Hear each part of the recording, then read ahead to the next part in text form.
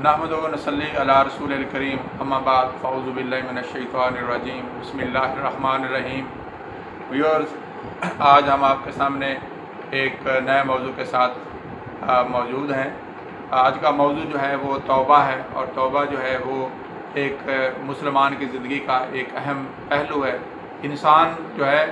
वो चूँकि जब इस ज़िंदगी में मुख्तलिफ़ मामूलात अंजाम देता है तो कई जगहों पे उससे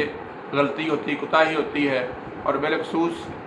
तौबा जो है उस मामले में बहुत एक ज़रूरी अमर है। इसमें एक बड़ी अहम बात है कि हमें याद रखना चाहिए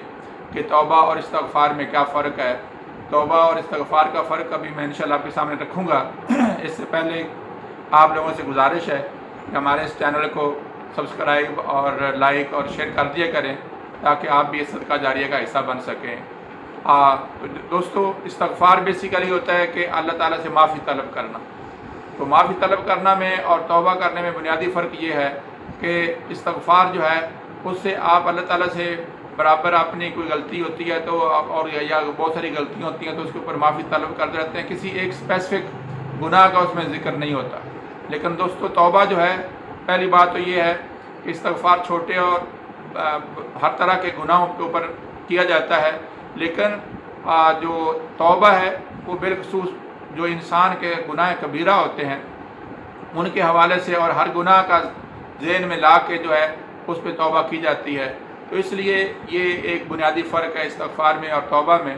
तो आज मैं आपके सामने जो हम अमूमी तौर पर अल्फाज से या अल्लाह मेरी तौबा, या अल्लाह मेरी तौबा, तो तौबा जो है इससे नहीं होती। तौबा का बेसिकली अगर आप लुग़वी एतबार से मैंने जो इसके देखें तो उसके मैंने होता है वापस लौट आना। अब वापस लौट आने के लिए जो उलमा ने शराइत रखी हुई हैं वो इसमें नॉर्मली कुछ उलमा जो है हकूक़ुल्लाह और हकूक़ुल इबाद में मुख्तलिफ़ शराइत रखते हैं। मसलन जो लोग इस बात के कायल हैं कि अल्लाह ताला की साथ जो अल्लाह ताला के जो हमने हकूक़ सल्ब किए होते हैं तो उनके लिए वो कहते हैं कि 3 शराइत होना ज़रूरी हैं। पहले ये कि जो बंदा उसने गुनाह किया है उससे बाज आ जाए, यानी अपने उस गुनाह को जो वो कर रहा है उसको छोड़ दे। दूसरी बात उसके लिए ये ज़रूरी है कि वो उस गुनाह के ऊपर उसको नदामत हो, शर्मिंदगी हो, और आप उसको इस हद तक परेशानी हो कि यार ये मुझसे गुनाह या मुझसे ये गलती क्यों हुई है। और तीसरा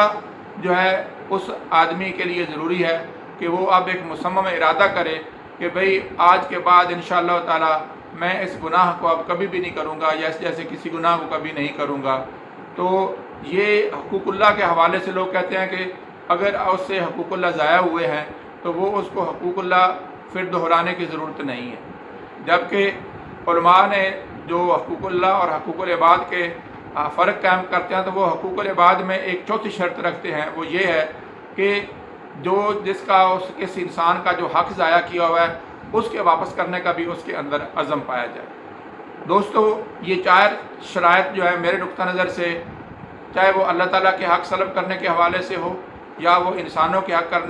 सल्ब करने के हवाले से हो, तो ये मैं समझता हूँ कि चारों शराइत जो हैं वो ज़रूरी हैं, क्योंकि अल्लाह तबारक ताला की ज़ात करीमी जो है वो तो हर चीज़ पे गालिब है। बिलाशुबा वो अपने जो उसके हमने गुनाह किए हैं या उसके हक़ सल्ब किए हैं तो उनके ऊपर वो अपने खुद मालिक है और वो माफ़ी दे सकता है। लेकिन वो चूँकि गफूरुर रहीम होने के साथ आदिल भी है, तो ये भी मुमकिन है कि उस दिन वो अल्लाह तबारक ताला जो है हमें उस दिन माफ़ी ना दे। तो ये उसका इख्तियार है, उसके इख्तियार में हमें उम्मीद रखनी चाहिए कि जो नादानिस्तगी के साथ हमसे कुछ रह जाए तो वो माफ़ कर दे। अलबत्ता ये जुर्रत वाली बात है कि अल्लाह ताला का हक़ सल्ब किया हो और उसको वापस लौटाने की इंसान जो है कोशिश ना करे। तो दोस्तों, इससे आपके सामने मैंने 4 शराइत रखी हैं। अब इसको मैं फिर एक दफ़ा आपके सामने वाज़ेह करता हूँ। पहली बात यह है कि आदमी जो गुनाह कर रहा है, गुनाह कबीरा जिन्हें कहते हैं, यानी जैसे नमाज छोड़ देना, रोज़े ना रखना, या किसी का माल, इज़्ज़त, आबरू जो है उसके अंदर कोई नक्स कर देना, उसको ज़ाया कर देना, ये सारी की सारी इस तरह की बातें जो हैं, जुल्म और ज़्यादती करना, ये सारे के सारे गुनाह कबीरा में आते हैं। और इन कबायर जो हैं इनका मदावा जो है वो इन 4 शराइत के साथ है। पहले कि अगर एक आदमी नमाज नहीं पढ़ रहा था या वो کسی کا مال کھا رہا تھا یا وہ کسی کے ساتھ ظلم و زیادتی کر رہا تھا، تو وہ پہلا کام اس کا یہ ہے کہ وہ اس کام کے کرنے کو بند کر دے، یعنی کہ آج وہ جس دن سے وہ توبہ کا ارادہ کر لے اس دن سے اس کام کو چھوڑ دے۔ دوسرا اس کا جو ہے کہ وہ آدمی جو ہے اس پہ شرمندہ ہو۔ شرمندگی کا مطلب یہ ہوتا ہے کہ آدمی کو کہے کہ یا اللہ یہ میں نے ایسا کیوں کیا، اس کو انتہا سے زیادہ شرمندگی ہو۔ علماء کہتے ہیں کہ آدمی کی شرمندگی کا یہ عالم ہونا چاہیے کہ جیسے آدمی اپنے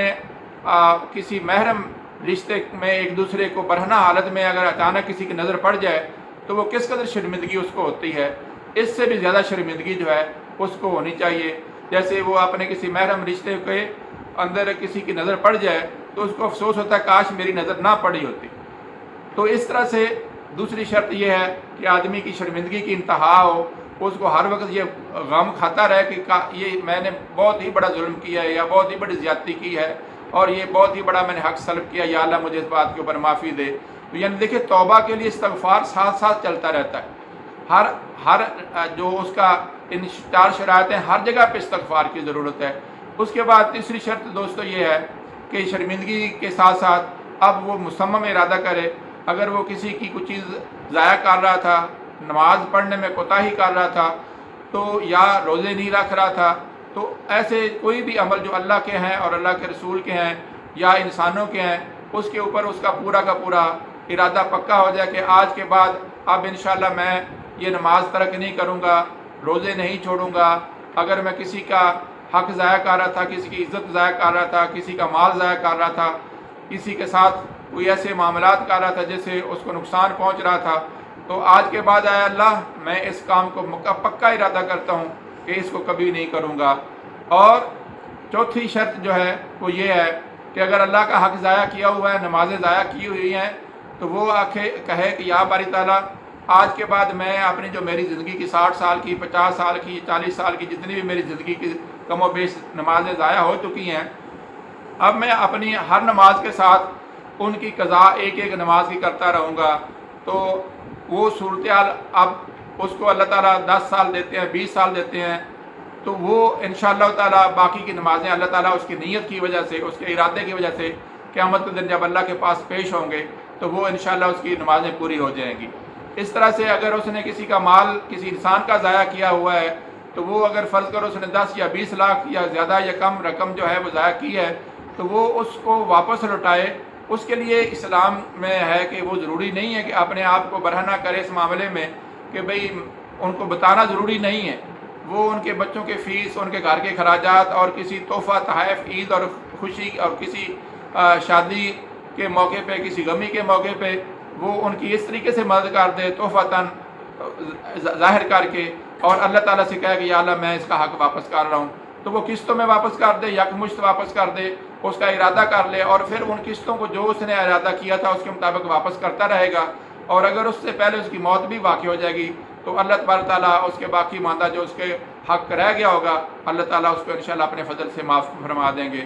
دوستو یہ ہمارے ہاں بڑی بدقسمتی ہے، ہمارے علماء ہمیں یہ نہیں بتاتے کہ توبہ جو ہے وہ ان 4 شرائط کے بغیر نہیں ہوتی، اور توبہ کا اللہ تعالیٰ نے دروازہ کھلا رکھا ہے انسان کے لیے اس وقت تک جب تک کہ اس کی جو جان ہے اس کے نرخڑے سے باہر نہیں نکل آتی۔ اس سے پہلے جب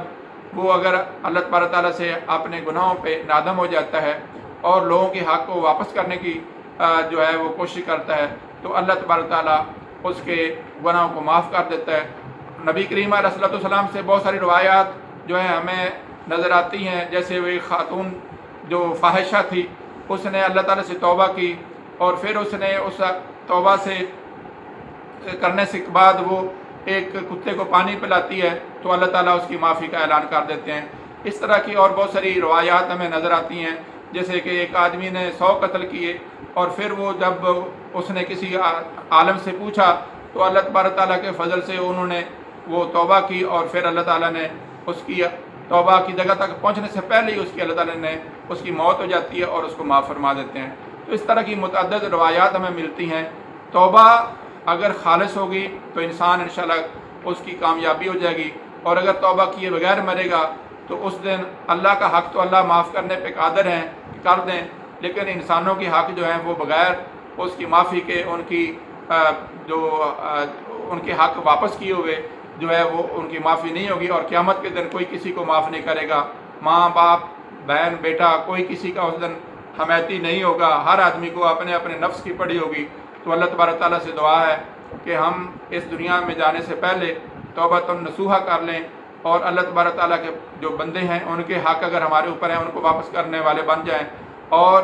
اس طرح سے اللہ تعالیٰ کے اگر کوئی حق ضائع کیے ہوئے ہیں تو ان کو واپس کرنے والے بن جائیں، اور اگر اس کے بعد ہماری کمی بیشی رہ جاتی ہے تو اللہ تبارک تعالیٰ جو ہے وہ ہمیں انشاءاللہ اپنے فضل سے معاف فرمائیں گے اور ہماری بخشش کا ذریعہ بن جائے گا۔ وما علینا الا البلاغ۔